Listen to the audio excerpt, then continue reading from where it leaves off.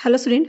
सो अब हम डिस्कस करने जा रहे हैं टैक्स प्लानिंग फॉर अमलगमेशन। यहाँ पे हम ये देखेंगे कि अमलगमेशन में हम टैक्स प्लानिंग के रिगार्डिंग कौन से स्ट्रैटेजीज़ को अडॉप्ट कर सकते हैं, क्या बेनिफिट्स होते हैं, क्या ऑब्जेक्टिव होते हैं, ये सब चीज़ें हम यहाँ पे समझेंगे। चलिए स्टार्ट करते हैं। सबसे पहले हमें बात करनी होगी अमलगमेशन के रिगार्डिंग कि अमलगमेशन क्या होता है। तो देखिए अमलगमेशन को ना कई जगह डिफाइन किया गया। इट मीन्स कि कंपनीज एक्ट में भी अमलगमेशन को डिफाइन किया गया है। इसके अलावा आपकी अकाउंटिंग में अकाउंटिंग स्टैंडर्ड AS 14 के थ्रू या इंड AS के थ्रू भी अमलगमेशन को डिफाइन किया गया है क्लियरली। लेकिन हम यहाँ पे बात करने जा रहे हैं कि इनकम टैक्स एक्ट के अकॉर्डिंग अमलगमेशन को क्या बोला गया है। तो इनकम टैक्स एक्ट 1961 के सेक्शन 21B के अंदर अमलगमेशन को डिफाइन किया गया और वहाँ पे बोला गया कि अमलगमेशन का मतलब क्या होता है। एज मर्जर ऑफ वन और more companies with another company, जब एक या एक से ज़्यादा कंपनीज दूसरी कंपनी से मर्ज होती हैं तो हम उसे मर्जर कहते हैं, मतलब उसे अमलगमेशन कहते हैं। जैसे एक्स लिमिटेड वाई लिमिटेड के साथ मर्ज हो रही है तो ये क्या हो गया, अमलगमेशन हो गया। क्लियर है। इसके अलावा उन्होंने क्या कहा, या फिर मर्जर ऑफ टू और more companies to from one company in a specified manner, या दो से अधिक कंपनीज जब एक कंपनी में मर्ज होती हैं, ठीक है। एक स्पेसिफाइड मैनर मतलब एक कंडीशन है या एक तरीका बताया गया है सेक्शन 21B में, उसी तरीके के अकॉर्डिंग जब होंगी तो हम उसे अमलगमेशन कहेंगे। एग्जाम्पल के लिए कि एक्स और वाई लिमिटेड जब मर्ज हो रही हैं जेड में और एक नई कंपनी फ्रेम हुई जेड, तो ये भी क्या हो गया, ये अमलगमेशन हुआ। दो कंपनी की एग्जिस्टेंस खत्म हुई और एक नई कंपनी एग्जिस्टेंस में आई, तो इस प्रोसेस को भी अमलगमेशन कहेंगे। वहीं एक कंपनी दूसरी कंपनी के साथ सिर्फ मर्ज हो जा रही है और एक कंपनी की एग्जिस्टेंस खत्म हो रही है तो भी हम उसे अमलगमेशन कहेंगे। क्लियर है। जैसे AS में आपने पढ़ा होगा, वहाँ पे बताया गया कि नेचर ऑफ मर्जर अलग होता है, नेचर ऑफ परचेज अलग होता है ना, एब्जॉर्प्शन, अमलगमेशन, इस तरह से कई चीज़ें वहाँ पे डिफाइन की गई हैं। सो यहाँ पे क्या बोला गया, यहाँ पे कहा गया कि अमलगमेशन का मतलब कि दो कंपनी मर्ज हो रही हों या दो से अधिक कंपनी मर्ज होकर एक नई कंपनी को फ्रेम कर रही हो तो भी हम उसे अमलगमेशन कहेंगे। लेकिन कुछ स्पेसिफिक कंडीशंस मेंशन की गई हैं, उसी के अकॉर्डिंग होंगी तभी वो अमलगमेशन कहलाएगा। वो कंडीशन जो मेंशन की गई वो कहाँ मेंशन की गई है, सेक्शन 21B में ही एक्सप्लेन की गई है, ठीक है, वो जो कि हम आगे डिस्कस करेंगे। तो देखिए इनकम टैक्स एक्ट कहता है कि आपको अमलगमेशन के ड्यूरेशन में जो अमलगमेशन के टैक्स के एडवांटेजेस हैं वो दोनों ही कंपनीज को मिलेंगे, वो अमलगमेटिंग कंपनी हो या अमलगमेटेड कंपनी, दोनों को ही एडवांटेज मिलेगा। लेकिन तभी मिलेगा जब वो सेक्शन 21B में जो कंडीशंस मेंशन है, जिस कंडीशन के अकॉर्डिंग आपका मर्जर होना चाहिए, उस कंडीशन के अकॉर्डिंग जब आप मर्जर करेंगे या उस कंडीशन को सेटिस्फाई करेंगे तभी ये बेनिफिट्स दोनों कंपनीज को अलाउ होंगे। क्लियर हो गया। तो अब देखिए यहाँ पे एक चीज़ मैं और क्लियर कर दूं कि अगर एक कंपनी दूसरी कंपनी को टेक ओवर कर रही है ना, तो उसको अमलगमेशन नहीं कहा गया कि मतलब एक कंपनी दूसरी कंपनी को पूरी तरीके से एब्जॉर्ब कर ले रही है, टेक ओवर कर ले रही है, उसको अमलगमेशन नहीं कहा गया है। ये चीज़ समझिएगा, ठीक है। अच्छा, अब बात कर रहे हैं जैसे कि अमलगमेटेड और अमलगमेटिंग दोनों कंपनीज को बेनिफिट मिलेंगे आप टैक्स एडवांटेजेस के अमलगमेशन के। तो वो अमलगमेटेड और अमलगमेटिंग कंपनीज होते क्या हैं वो भी हम समझ लेते हैं। देखिए अमलगमेटिंग कंपनीज मतलब वो कंपनी जो मर्ज होने जा रही है, ठीक है। मतलब जैसे एक्स और वाई लिमिटेड है, एक्स लिमिटेड मर्ज हो रही है तो अमलगमेटिंग कंपनीज कौन हो गई, एक्स लिमिटेड हो गई। क्लियर है। वहीं अमलगमेटेड कंपनी का मतलब क्या हो गया, वो कंपनी जिस कंपनी के अंदर ये लोग मर्ज हो रहे हैं, ठीक है। मतलब एक्स लिमिटेड मर्ज हो रही है वाई लिमिटेड के अंदर तो अमलगमेटेड कंपनी कौन बन गया, वाई लिमिटेड। या मैं कहूँ एक्स और वाई मर्ज होकर जेड को फ्रेम कर रहे हैं, जेड नई कंपनी आ रही है तो अमलगमेटेड कंपनीज कौन सी कहलाएगी, जेड कहलाएगी। वहीं एक्स और वाई क्या बन जाएंगे, अमलगमेटिंग कंपनीज बन जाएंगे।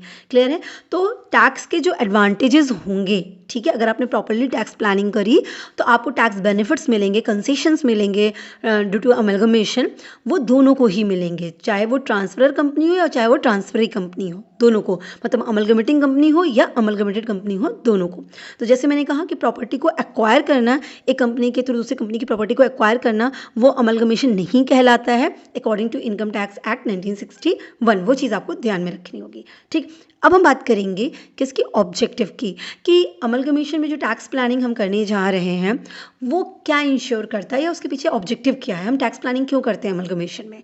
तो देखिए अमलगमेशन में अगर हम टैक्स प्लानिंग करते हैं ना, वो हमें इंश्योर कर देता है, अगर हम प्रॉपरली प्लान करके अमलगमेशन करते हैं और टैक्स के बेनिफिट्स, टैक्स के जो भी सेक्शंस गिवन है उनका एडवांटेज उठाते हैं, तो वो हमें इंश्योर क्या करता है कि जो भी आप एसेट्स या लायबिलिटीज़ ट्रांसफ़र कर रहे हैं उसकी वजह से कोई कैपिटल गेन अराइज ना हो, ठीक है। तो आपको कैपिटल गेन का टैक्स ना देना पड़े, क्योंकि आपको पता है इनकम टैक्स एक्ट क्या कहता है भाई, कि कैपिटल गेन का उनका एक अपना हेड है और वो कहता है कि भाई अगर लॉन्ग टर्म एसेट्स आप ट्रांसफ़र करते हैं, कैपिटल एसेट्स आप ट्रांसफ़र करते हैं तो आपको लॉन्ग टर्म कैपिटल गेन देना पड़ेगा, और अगर आप शॉर्ट टर्म पीरियड में ही ट्रांसफ़र कर देते हैं तो आप शॉर्ट टर्म गेन देंगे आप, है ना। तो दोनों केस में आपको कैपिटल गेन टैक्स पे करना पड़ता है अगर आपने कैपिटल एसेट्स को ट्रांसफ़र की है। और अमलगमेशन में आपको पता है कि कैपिटल एसेट्स ट्रांसफ़र होने वाली हैं, तो अगर हम अच्छे से प्लान करते हैं, टैक्स बेनिफिट्स उठाते हैं, तो हम पे कैपिटल गेन का टैक्स नहीं पड़ेगा, हम पे ये लायबिलिटीज़ नहीं आएगी, भले ही हमने एसेट्स लायबिलिटीज़ को क्यों ना ट्रांसफ़र किया है। क्लियर है? इसके अलावा जो भी एक्यूमुलेटेड लॉसेज हैं या अनएब्जॉर्ब डेप्रिसिएशन है अमलगमेटिंग कंपनी के, वो अच्छे से अमलगमेटेड कंपनीज के पास कैरी फॉरवर्ड हो जाए और वो उसका बेनिफिट उठाए, इसलिए भी हम टैक्स प्लानिंग कर रहे होते हैं। इसके अलावा पूरा ये जो अमलगमेशन है, ये जो मर्जर है ना, वो बहुत इफ़िशिएंटली हो जाए, टैक्स बेनिफिशियल हो दोनों ही कंपनीज़ के लिए, फिनेंशियली उनको बेनिफिट प्रोवाइड करे, सिनर्जीज क्रिएट करे, ये भी एक ऑब्जेक्टिव होता है कि हम जिसकी वजह से अमलगमेशन में टैक्स प्लानिंग कर रहे होते हैं। क्लियर है? अब दूसरी बात जो हम इम्पोर्टेंट पढ़ने जा रहे हैं वो ये कि कौन कौन सी कंडीशंस हैं जिस जब अगर वो कंडीशन सेटिस्फाई होंगी तभी आपको टैक्स बेनिफिट्स अमलगमेशन का मिलेगा। तो क्या कंडीशन है कि टैक्स एफिशिएंट अमलगमेशन हो। जैसे मैंने भी आपको इनिशियली बताया था कि अगर आप ये स्पेसिफाइड मैनर जो कि सेक्शन 2(1)(b) में एक्सप्लेन किया गया है, अगर उस मैनर के अकॉर्डिंग आपने अमलगमेशन किया है तभी आपको टैक्स एडवांटेजेस मिलने वाले हैं अमलगमेशन के, अदरवाइज आपको नहीं मिलेगा। क्लियर हो गया? वो कौन सी कंडीशंस हैं वो हम यहाँ पे समझते हैं। तो क्या कहा गया कि अगर अमलगमेशन का बेनिफिट आपको उठाना है, टैक्स बेनिफिट आपको उठाना है, तो आपको अमलगमेशन इन्हीं तरीके से करना होगा, मतलब इन कंडीशन को सेटिस्फाई करना होगा। पहली कंडीशन क्या है कि जितनी भी प्रॉपर्टीज़ हैं अमलगमेटिंग कंपनीज़ की, वो सारी की सारी प्रॉपर्टीज़ किसकी बन जाएंगी? अमलगमेटेड कंपनीज़ की बन जाएंगी। Is it clear? कहने का मतलब एक्स लिमिटेड अगर मर्ज हो रही है वाई में, तो एक्स कंपनी की सारी प्रॉपर्टीज़ अब किसकी प्रॉपर्टीज़ हो जाएंगी? वाई लिमिटेड की प्रॉपर्टीज़ हो जाएंगी। दूसरा, all liabilities of amalgamating company are taken over by amalgamated company. जितनी भी लाइबिलिटीज़ है एक्स लिमिटेड की, वो सारी की सारी लाइबिलिटीज़ अब किसकी बन जाएगी? वाई लिमिटेड की बन जानी चाहिए। ठीक है? वो ये नहीं कहेंगे कि नहीं हम ये डिवेंचर्स की लाइबिलिटीज़ नहीं लेते हैं या हम इन क्रेडिटर की लाइबिलिटीज़ नहीं लेंगे, वो अपना आप पे कर दीजिएगा। तो मतलब इस तरीके से वो सेलेक्टिव होकर नहीं काम करेंगे, सारी लाइबिलिटीज़ अब इनकी लाइबिलिटीज़ बननी चाहिए। और इसी तरीके से अगर अमलगमेशन हो रहा है तो अमलगमेटिंग कंपनीज ये नहीं कह सकती कि हम इस तरह के एसेट्स आपको ट्रांसफ़र नहीं करेंगे, ये एसेट्स सिर्फ ट्रांसफ़र करेंगे। नहीं, जितने भी उनके एसेट्स हैं, जो भी उनकी प्रॉपर्टीज़ हैं, वो सारी की सारी ट्रांसफ़र होनी चाहिए अमलगमेटेड कंपनीज को, तभी ये बेनिफिट आपको मिलेगा। ठीक है? ऐसा इनकम टैक्स एक्ट कहती है। इसके अलावा उन्होंने क्या कहा कि at least 75% of share holders of amalgamating companies become a share holder of amalgamated companies. जब एक्स लिमिटेड चल रही थी, रन कर रही थी, तो उसके कुछ शेयर होल्डर होंगे। ठीक है? तो जैसे मान लीजिए एग्जाम्पल के कि 100 शेयर होल्डर्स थे अमलगमेटेड एक्स लिमिटेड के, जो कि अमलगमेटिंग कंपनी है। ठीक है? इसके 100 शेयर होल्डर थे और ये कंपनी रन कर रही थी। अब वो मर्ज हो रही है वाई लिमिटेड में, तो Y limited become a amalgamated companies. ठीक है? अब क्या कहा जा रहा है, कंडीशन क्या रखी गई कि एक्स के जो 100 शेयर होल्डर्स थे ना, इसमें से 75 शेयर होल्डर्स तो वाई के शेयर होल्डर बन जाने चाहिए। ठीक है? मतलब 75 जो शेयर होल्डर्स थे उनको वाई लिमिटेड में भी शेयर्स मिलने चाहिए, तभी तो वो शेयर होल्डर बनेंगे, तभी जाके ये इस अमलगमेशन का जो बेनिफिट है वो दोनों कंपनीज उठा सकती हैं। Is it clear? So at least 75% of share holders become the share holder of amalgamated companies. ये याद रखिएगा। तो ये 3 कंडीशंस मेंशन की गई। अगर इन तीनों कंडीशन को फुलफिल करते हुए अमलगमेशन किया गया है तो इसका बेनिफिट, टैक्स एडवांटेज, मतलब टैक्स के जो भी बेनिफिट हैं वो दोनों कंपनीज उठा सकती हैं। बात क्लियर हो गई? अब हम बात करेंगे किसकी? टैक्स प्लानिंग स्ट्रैटेजीज़ की, कि अमलगमेशन में अगर हमने इस तरीके से काम किया, ठीक है, इस नेचर से ही, इस कंडीशन को सेटिस्फाई करते हुए मैंने अमलगमेशन किया, तो अब मुझे क्या क्या बेनिफिट्स मिल सकते हैं, किस तरह से मैं टैक्स का एडवांटेज उठा सकता हूँ, ये चीज़ें आपको जाननी है। सो पहला आता है कैपिटल गेन एग्जेम्पशन, सेक्शन 47 में डील किया गया है। देखिए, हमें अच्छे से पता है कि जब भी कोई कैपिटल एसेट ट्रांसफ़र होती है तो कैपिटल गेन अराइज हो जाता है और आपको कैपिटल गेन का टैक्स देना पड़ता है। लेकिन अगर अमलगमेशन हमने किया है, ठीक है, और अमलगमेशन के ड्यूरेशन में हमने ट्रांसफ़र ऑफ एसेट्स किया है, तो उस केस में कैपिटल गेन का टैक्स अराइज नहीं होगा। लेकिन कब नहीं अराइज होगा, उसकी कुछ कंडीशंस मेंशन है। ठीक है?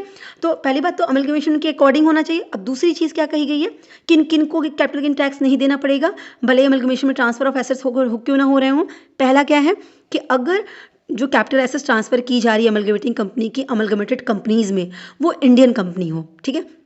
मतलब इंडियन कंपनीज़ के बीच में ये ट्रांसफ़र ऑफ एसेट्स हो रहा है, अमलगमेटिंग और अमलगमेटेड कंपनीज़ इंडियन कंपनीज़ हैं और उनके बीच में ट्रांसफ़र ऑफ एसेट्स हो रहा है, तो कैपिटल एसेट्स, तो उस केस में कैपिटल गेन अराइज़ नहीं होगा, ऐसा सेक्शन 47 क्लॉज 6 में बोला गया है, ठीक है।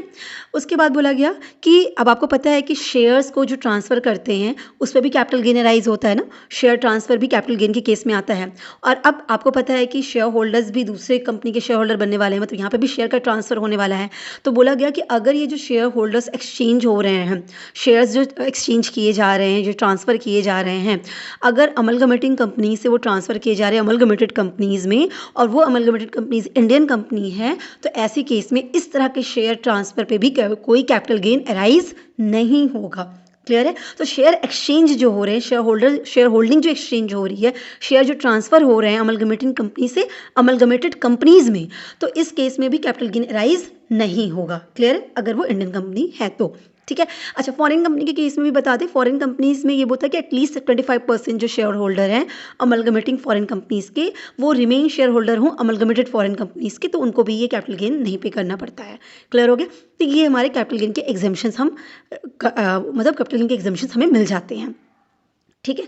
प्रॉपर्ली अगर हमने अमलगमेशन किया है according to income tax act 1961 के हिसाब से।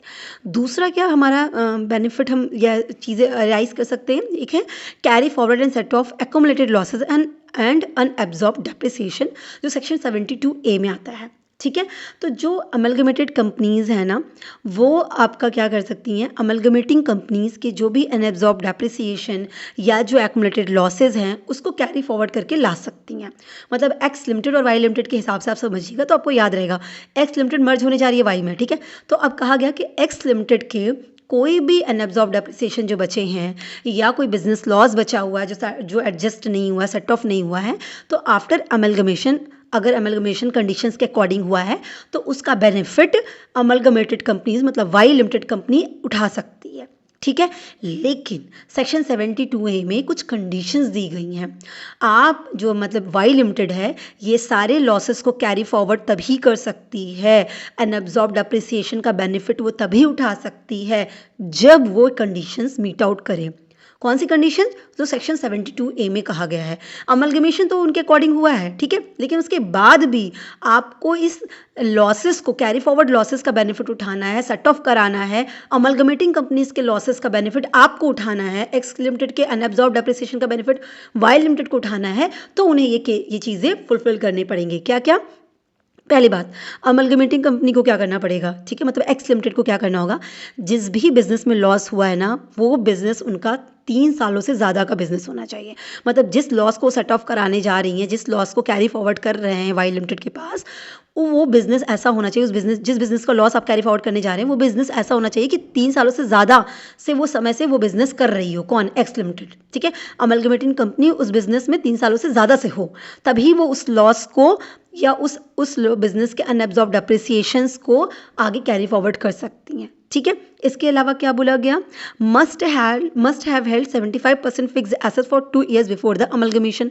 तो 75% जो उनकी एसेट्स है, मतलब जो भी फिक्स्ड एसेट्स उनके पास है, किसके पास? एक्स लिमिटेड के पास, अमलगमेटिंग कंपनीज के पास 75% उस पूरे एसेट्स की ऐसी होनी चाहिए जो 2 साल से पहले ही उन्होंने ले रखा हो। मतलब अमलगमेशन के ड्यूरेशन में या अमलगमेशन होने वाला है उसके 1 साल पहले खरीदा हो, ऐसा नहीं। 75% एसेट्स ऐसी होनी चाहिए जो अमलगमेशन जब हो रहा है उससे 2 साल पहले से वो दी गई एसेट्स हो। बात समझ में आ रही है? तब जाके उनको ये बेनिफिट मिलेगा। वहीं अमलगमेटेड कंपनीज के लिए क्या बोला गया, वाई लिमिटेड के लिए क्या बोला गया कि वो ये कंफर्म करें कि जब अमलगमेशन हो जाएगा और जिस बिजनेस लॉस को वो कैरी फॉरवर्ड अपने यहाँ करना चाह रही हैं, सेट ऑफ करना चाह रही हैं, उस बिजनेस को वो 5 सालों तक कैरी करेंगी, ठीक है, मतलब कंटिन्यू करेंगे वही सेम बिजनेस 5 सालों तक, ठीक है। इसके अलावा जो एसेट्स हैं उसको भी वो 5 साल तक होल्ड करके रखेंगी, ऐसा नहीं उन एसेट्स को सेल कर देंगी। अगर वो ये दोनों कंडीशन कंप्लीट करती हैं तो फिर वो उस लॉस को कैरी फॉरवर्ड अपने यहाँ पे कर सकती हैं। Is it clear? कहने का मतलब बहुत सीधा सा है, ऐसा नहीं कि आप जो ये अमलगमेशन आप कर रहे हो और आप सोच रहे हो कि चलो उनके लॉस को हम बेनिफिट उठा लेते हैं, हम अच्छे से उनके सारे अनएब्जॉर्ब डेप्रिसिएशन का अपने यहाँ पे एब्जॉर्ब करा लेंगे और हमारा टैक्स लायबिलिटीज़ कम आ जाएगा और हमको कम टैक्स पे करना पड़ेगा। तो इनकम टैक्स एक्ट ने कहा कि वेट करो, पहले आप ये कंडीशन भी फुलफिल करो, आप ये बताओ, आप ये कहो, मानो कि भाई जिस भी बिजनेस लॉस को आप सेटअप करने जा रहे हो, वो कंपनी जिसका बिजनेस लॉस हुआ है, वो कंपनी भी वो 3 सालों से ज़्यादा उस बिजनेस में एंगेज रही हो और आप उसी बिजनेस को 5 साल तक कैरी करने वाले हो। आप पहले ये बात दोनों लोग एग्री करो। इसके अलावा वो जो कंपनी जो आप बिजनेस अपना बिजनेस लॉस कैरी फॉरवर्ड करना चाह रही है आपके यहाँ पे, मतलब एक्स लिमिटेड, वो उन सारे एसेट्स को, फिक्स्ड एसेट्स को 2 साल से पहले, अमलगमेशन होने के 2 साल पहले से कैरी कर अपने यहाँ रखी हो। 75% एसेट ऐसे होने चाहिए 2 साल पहले से उसने खरीद के रखे हुए हों, ठीक। और आप जब उनके लॉसेस को, उनके अनएब्जॉर्ब डेप्रिसिएशन को, क्योंकि डेप्रिसिएशन किस पे लगता है, फिक्स एसेट्स पे लगता है, तो अगर आप डेप्रिसिएशन को एब्जॉर्ब कराने जा रहे हैं, फिक्स एसेट्स को देखने जा रहे हैं, तो आप ये मानिए कि आप उन फिक्स एसेट्स को 5 सालों तक होल्ड करके रखेंगे। आज आपने डेप्रिसिएशन एब्जॉर्ब करा लिया और कल ही उस एसेट्स को सेल कर दिया, ऐसा नहीं। उस एसेट्स को आपको 5 साल तक होल्ड करके रखना पड़ेगा। इसी तरह उस बिजनेस लॉस का आपने आज एडजस्टमेंट करवा लिया और कुछ ही टाइम बाद उस बिजनेस को बंद कर दिया, नहीं, उस बिजनेस को भी आप 5 साल तक कैरी करिए। तो इस तरह की कंडीशन जब आप फुलफिल करेंगे तभी आप सेट ऑफ कर सकते हैं या कैरी फॉरवर्ड कर सकते हैं लॉसेस को। यहाँ तो बात क्लियर हो गई। तो अब नेक्स्ट देखते हैं, नेक्स्ट क्या हो गया कि amalgamation of loss incurring company and profit making company to reduce tax incidence. अब यहाँ पे क्या हो गया, ऐसी कंपनी जो लॉस इनकर कर रही हो काफ़ी टाइम से और एक कंपनी जो प्रॉफिट अर्न कर रही हो, वो एक दूसरे के साथ मर्ज हो जाते हैं और इस हिसाब से वो ओवरऑल जो टैक्स की लायबिलिटीज़ है, टैक्स मतलब कि जो आपका टैक्स आप पे पड़ सकता है, उस चीज़ को वो रिड्यूस कर लेते हैं। तो इस तरीके से भी अमलगमेशन किया जाता है, लेकिन हाँ भाई कंडीशन आपको सेटिस्फाई करने पड़ेंगे। और इस सब के अलावा कुछ और बेनिफिट्स भी अवेलेबल हैं, जैसे कि अमलगमेटेड कंपनीज जो होती हैं, मतलब ट्रांसफरी कंपनीज, कहने का मतलब क्या हो गया कि वाई लिमिटेड, ठीक है, एक्स लिमिटेड नहीं, वाई लिमिटेड, वाई लिमिटेड के पास और भी बहुत सारे बेनिफिट्स अवेलेबल होते हैं। जैसे एग्जांपल में कौन कौन से बेनिफिट, तो एक्सपेंडिचर के वो बेनिफिट उठा सकती हैं, जैसे scientific research expenditure section 35 subsection 5 में बोला गया है। मतलब क्या हो गया कि जैसे कोई एक्सपेंडिचर है, ठीक है, खर्चा साइंटिफिक रिसर्च के लिए कोई खर्चा किया गया है, क्लियर है, किसके थ्रू, एक्स लिमिटेड के थ्रू, और उन्होंने उस पूरे खर्चों को एब्जॉर्ब नहीं कराया, उसका बेनिफिट नहीं अवेल किया है, तो उस तरह की उस खर्चों को, उन एक्सपेंडिचर्स को कौन अब अवेल कर सकता है, कौन उसका बेनिफिट उठा सकता है, अमलगमेटेड कंपनीज उठा सकती है, क्लियर है। इसी तरीके से आपका पेटेंट राइट या कॉपीराइट का एक्सपेंडिचर है, वो भी आप उठा सकते हैं, कौन, अमलगमेटेड कंपनीज, वाई लिमिटेड मतलब, ठीक है। नो हाउ वगैरह का कोई एक्सपेंडिचर है, वो भी उठा सकते हैं उसका बेनिफिट। प्रिलिमिनरी एक्सपेंसेस कुछ हैं, है ना, प्रिलिमिनरी एक्सपेंसेस वगैरह हैं, उसको एमोटाइज कर सकते हैं। जैसे हमको पता है ना कि बिजनेस शुरू होने से पहले कुछ एक्सपेंसेस होते हैं, उसे प्रिलिमिनरी एक्सपेंसेस कहते हैं, उसको भी सेट ऑफ कराती रहती है कंपनीज।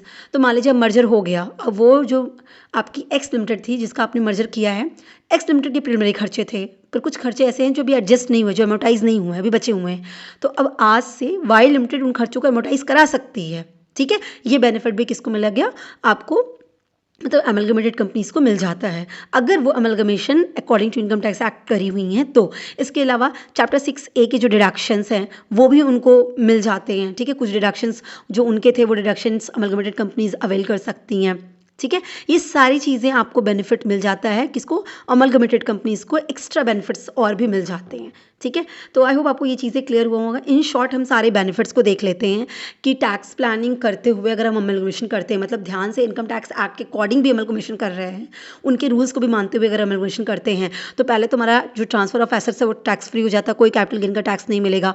हम कैरी फॉरवर्ड और लॉसेस का जो होता है अनअब्जॉर्ब डेप्रिसिएशन वगैरह का, उसका बेनिफिट उठा सकते हैं। डेप्रिसिएशन एफिशिएंट हो जाता है, कैसे, क्योंकि आप क्या कर सकते हैं, हायर डिडक्शन आपको अलाउ हो जाता है। हायर डिडक्शन अलाउ होने का मतलब क्या हो गया, आपकी टैक्सेबल इनकम रिड्यूस हो जाएगी और टैक्स लायबिलिटीज़ कम हो जाएगी, क्योंकि आफ्टर अमलगमेशन क्या होता है, जो अमलगमेटिंग कंपनीज के एसेट्स हैं ना, उनको, उन पे आपको WDV के हिसाब से डेप्रिसिएशन चार्ज करना पड़ता है, तो आप अच्छा खासा डेप्रिसिएशन चार्ज करके अपना बेनिफिट उठा सकते हैं, अपनी टैक्स लायबिलिटीज़ को रिड्यूस कर सकते हैं। इसके अलावा बिजनेस रीस्ट्रक्चरिंग बहुत स्मूथ हो जाती है विदाउट एनी टैक्स बर्डन, है ना। शेयर होल्डर्स की वैल्यू भी बेटर हो जाती है, क्योंकि उनको अब नई कंपनीज में शेयर्स मिल गए हैं, है ना, और नई कंपनीज में आपको शेयर्स भी मिल गए हैं, लेकिन आपको शेयर ट्रांसफर करने की रिगार्डिंग जो कैपिटल गेन अराइज हो सकता था वो भी अराइज नहीं हुआ, तो है ना बेनिफिट। तो इस तरीके से अगर इनकम टैक्स एक्ट के हिसाब से हमने टैक्स प्लानिंग करी, उनको ध्यान में रखते हुए हमने टैक्स प्लानिंग करते हुए अमलगमेशन किया, तो हम इस तरह से बहुत सारे बेनिफिट को उठा सकते हैं, ठीक है। सो आई होप आपको क्लियर हुआ होगा। Wish you all the best, thank you so much.